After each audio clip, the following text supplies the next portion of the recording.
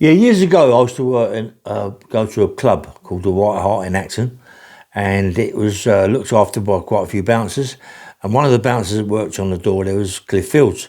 But I didn't know Cliff Fields then as Cliff Fields. When I say I didn't know him as Cliff Fields, I didn't even know his name, yeah?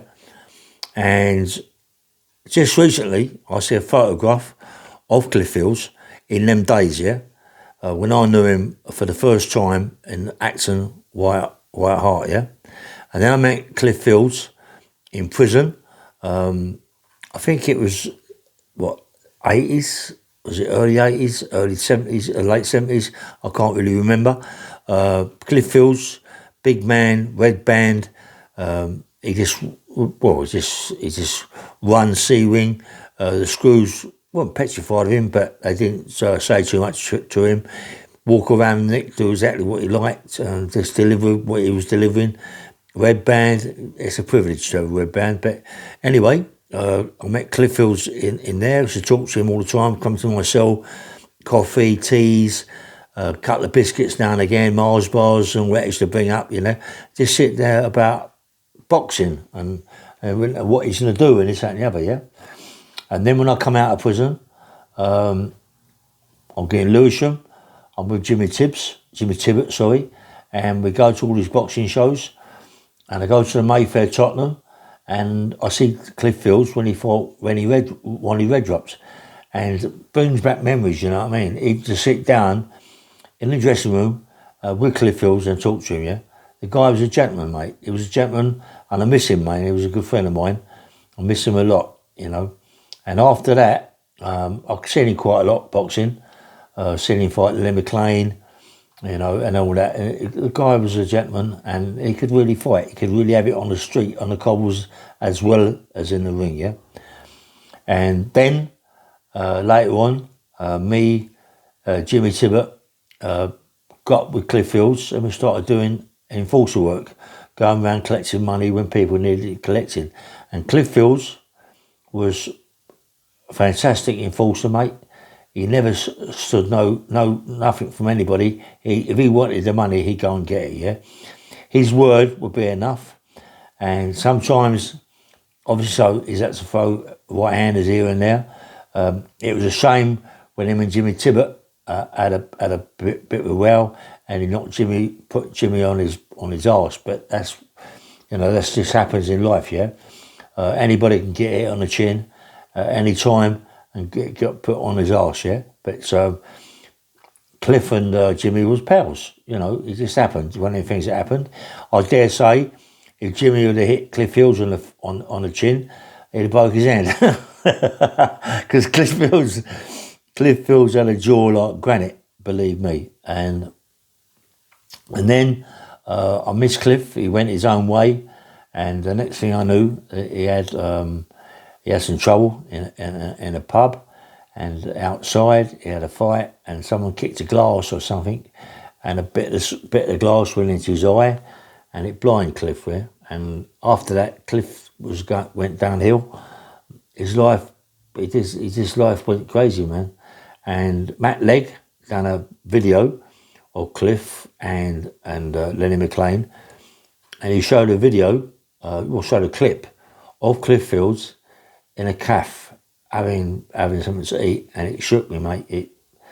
It just like really, really hurt, yeah, to see Cliff Fields, a guy that was 19 stone, built proper, 6'1", 6'2", 19 stone, powerful, big man, big respect.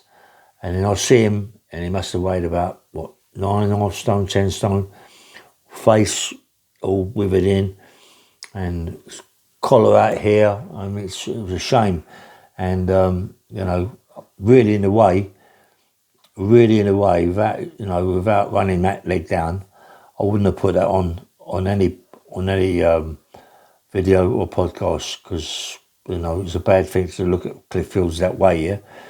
And I'm not running that leg down at all, but he shouldn't have put it on, mate. It was quite upsetting as it happens to see that man. I know it's a podcast, and I know it's a video, but that was a shock to me. Yeah, it was a shock to a lot of people that But anyway, rest in peace, Cliff Fields.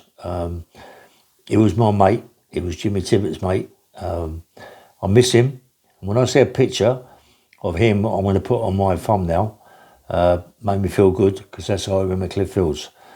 And Cliff Fields was a hard man. And when he fought Lenny McLean, I mean, he bankrupted Lenny McLean, didn't he? He bankrupted him.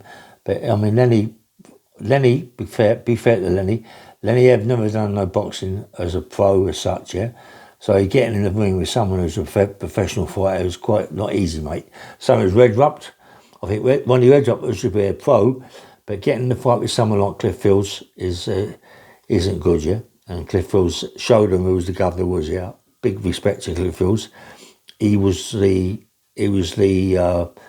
when Lou Yates, I mean, I've said it before, but when Lou Yates did say that when he walked into a bar, Cliff Fields was sitting there, and as soon as Lou Yates had a go at Cliff turned his back on Lou Yates.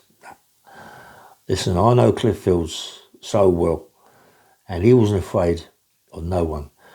You know, I see a thing where Mike Tyson said that he offered a guy in a zoo 10 grand to fight a silverback gorilla.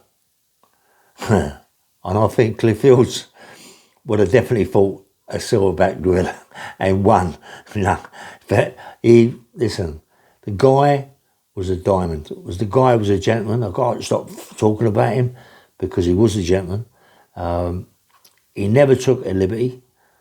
When people owed money, he would get it back. That's why he became a good enforcer. That's why he taught me a lot. He did teach me a lot, even though I knew a lot about the game, being an enforcer. Cliff Fields taught me a lot, and just respect and love to Cliff Fields.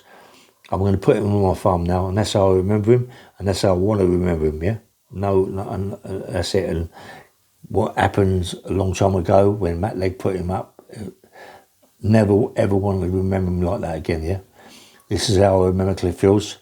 And please have a nice day, and thanks very much. Yeah, bye bye.